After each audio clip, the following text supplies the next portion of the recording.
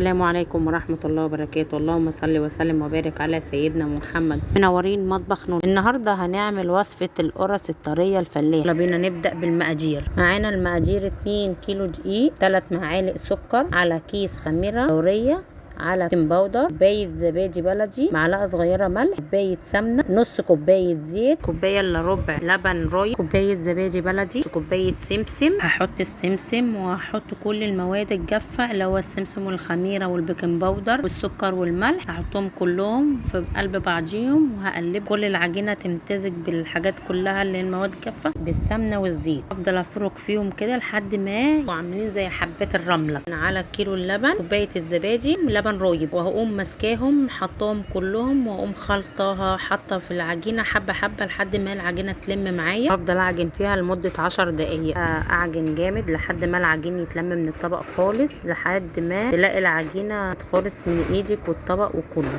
عجنت فيها لمده 10 دقايق، هسيبها تخمر ساعه، واول ما تعجن زي ما انتم شايفين كده بالمنظر ده هطلع منها الفقاقيع بتاعتها، وبعد كده هفردها على الرخامه، هفردها وهمسك كوبايه وهقوم مقطعاها بيها على حجم القرصه اللي انت عايزاها، يا سواء عايزاها كبيره عايزاها صغيره زي ما انت عايزه تلمليها بايدك تطلعي قرصه صغيره ماشي. انا عملتها بالكوبايه، السمك تخين شويه، عبال ما تخمر تاني هترتاح وتخمر هتكون نفشت زي ما وهكون مشغله الفرن على درجه 200. متنسوش تعملوا لي لايك وشير وسبسكرايب. وكده بعد ما خلصنا وصفتنا بتاعه النهارده وده الشكل النهائي، اتمنى تجربوها وتقولوا لي رايكم في الكومنتات. نوني الفيديو الجاي بوصفه جديده ان شاء الله. السلام عليكم ورحمه الله وبركاته.